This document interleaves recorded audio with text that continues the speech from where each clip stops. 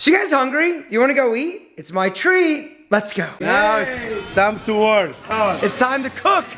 Let's see what it does. Let's see. Hey. Let's do it. Let's do it. I need gloves. I need gloves. It's very spicy. Why didn't you tell me? So we put the calabrese pepper on the side so you can buy just like it did. Hope you guys like Italian food. No, seriously, we're going to a restaurant.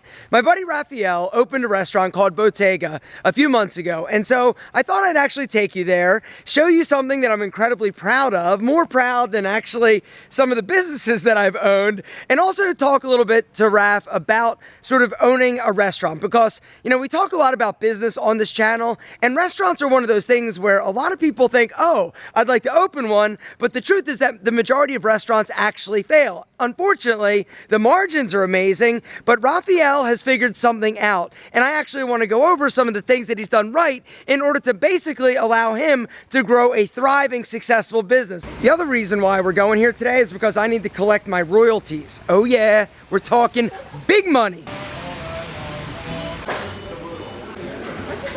Man, how you doing? Ciao. I'm here to collect my royalties. All right, no problem. What's up? 10%. All right, 10%, huh? What's going on, guys? Nothing. Hey, thank you so much for coming in, man. So this is my buddy Raphael and Pasquale and and this is Bottega Italian Market and Pizza. Yeah. all right. That's How long the you been name. open? Less than 2 months. We've been very busy since then. We're a great customer, great relationship with all the vendors, great import product, fresh food every day.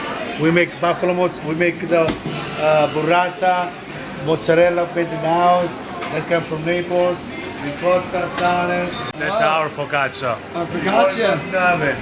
All right, I need to make my sandwich. Meatballs Marino, that's a sandwich. It's 4 meatballs. We have a sandwich. I should say I have a sandwich. They actually named. Let me see. Where is it? Where is it? The Marino. I'm super excited because I'm gonna make my sandwich. It's called the Marino.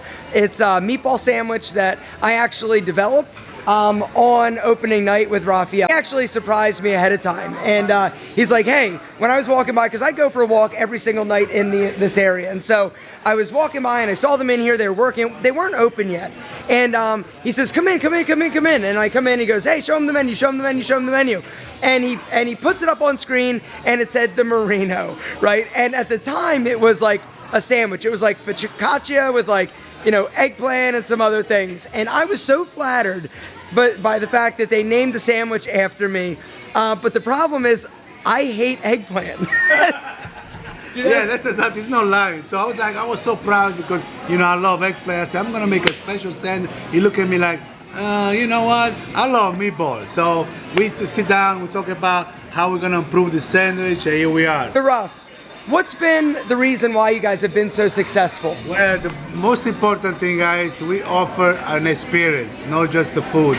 We talk about Italy, we talk about where these products come from, the history, and of course we have great quality.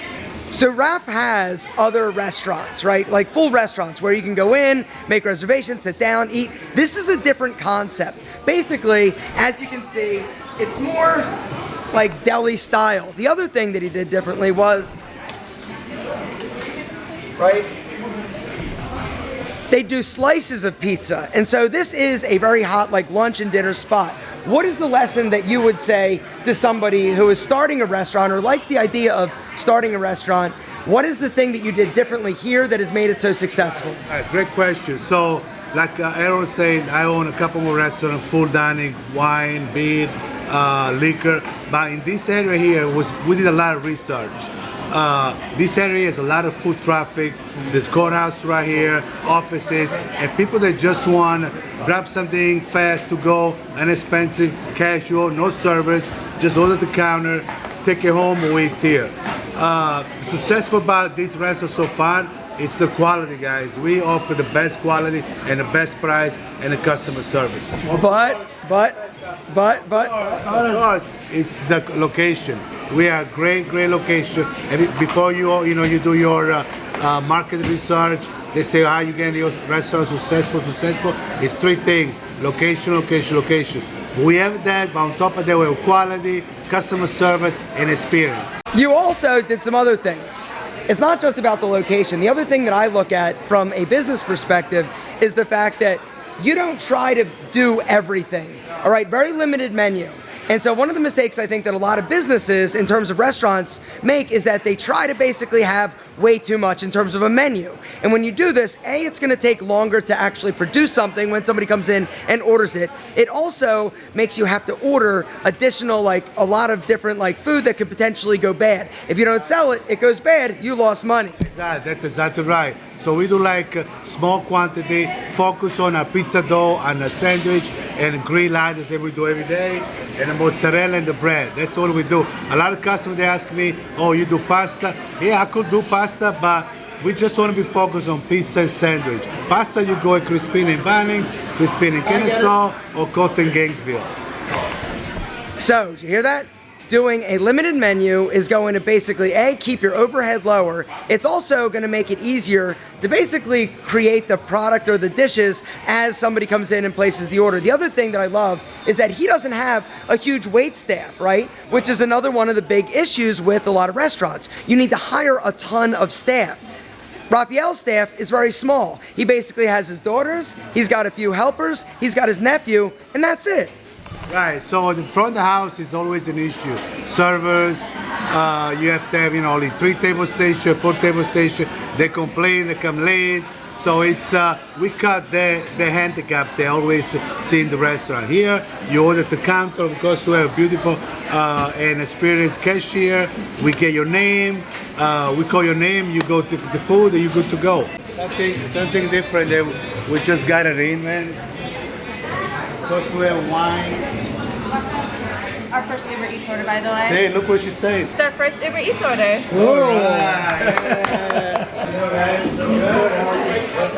So this olive oil here, special batch olive oil, truffle.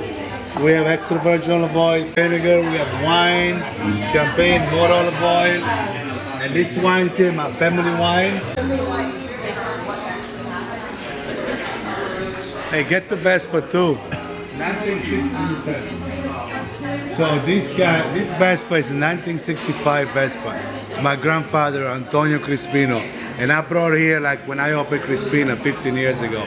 So I remodeling, refurbished, and now it's up there. So let's talk a little bit about the economics in terms of profit margin. Right. How is the profit margin when it comes to food? Right, so that's a great question. So our product, our basic product, we use flour, good flour. As you know, the flour is less expensive.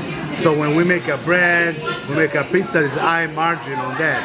But the quality. What is the margin? It's all, it's. Okay. So let's do this.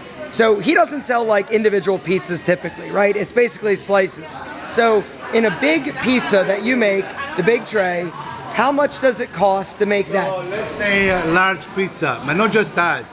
Any pizzeria, any restaurant, a large pizza average between $20 to $35, and the cost that just regular basic margarita like cheese pizza, the cost goes between $2 to $6.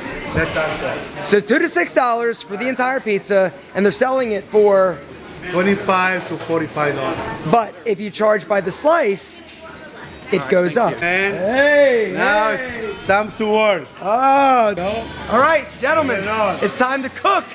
Let's Right, see did I what do it this does. Let's see. Hey, did I do this right? All right. Is that right? Yeah? Am I good? Look, All right, all right. Another week. Come Let's on. do it, let's do it. I need gloves, All right, gentlemen, it's time. The Merino coming up. All right. Come on, you want to do it? Yeah, I do. I'll go ahead and cut the panini in half. So this sandwich we make in the house is ciabatta bread, very soft, crunchy on the outside. We open up like this, and we toast it up. That's the secret right here. Not too toasted. Oh, no. Put it there. Look at that guy. 1.5.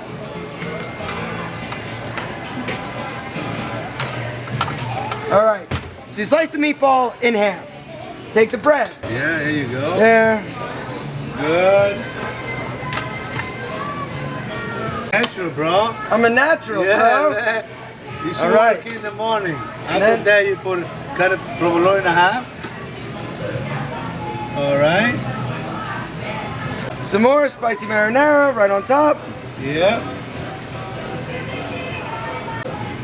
That's one of the secret, fresh basil. All right, close it up.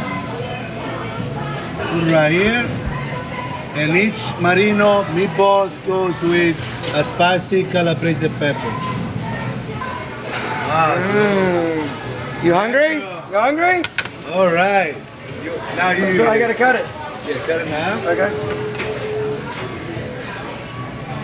Don't cut your finger. There you go. Man, that's good. That's it. Oh wow, look at that. And that's Marino, guys. This is coming with me. That's it. Go ahead. Go follow me.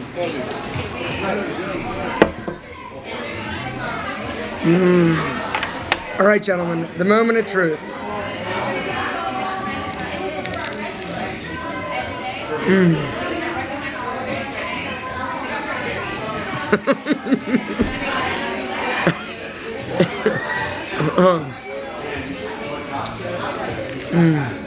It's good. Listen, my friend.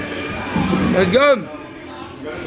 So it's been so I think I want to talk about the sandwich. Of course, you know we did the bread, the basil, the sauce. But another thing I want to talk about is this calabrese pepper. Lift it up. It's pepper? So that's calabrese pepper. This is like spicy peppers.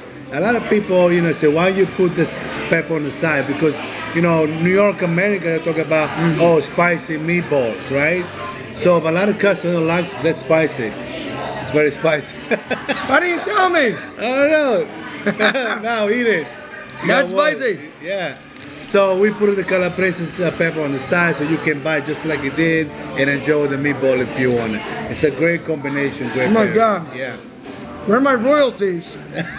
Hey, you got a 50 cents per sandwich. I get a free sandwich once a month. What's a month? That's it. That's all right. That's worth it. Best investment ever. Yeah, great. Thank you, man. Thank you, brother. Appreciate it, man. Guys, God bless you. if you're ever in the Marietta area, I just want to encourage you. Come to Bottega, Italian Market, and Pizzeria. Yeah, go for it. Why you want to be in a video? Yeah? Hey! All right, guys. Marietta, Georgia, come check it out. Bottega, all right, Italian Market and Pizza, amazing. Come get the Marino sandwich. It is delicious. I put my official Alpha M seal of approval on it, guys. This place is incredible. If you're ever in the Marietta area, come check it out. The food is ridiculous. Come say hey to Raphael. I wanted to do this video because I got a sandwich named after me, and I think that's pretty badass. And I also want to do it and talk a little bit about the business and the finances behind opening up a restaurant. One of the mistakes a lot of people make is going too big, too fast. All right, for him, he's learned a lot over the years of having bigger restaurants. And so when he decided to open up this little place, he decided that he was going to pare it back, right? Not a huge menu, limited staff, make amazing food, and specialize in Italian delicacies, all right? Bottom line is this, like we always say, the riches are in the niches and delicious food that people love to eat. It's espresso. We cannot function without espresso every morning. How good it is. Cheers.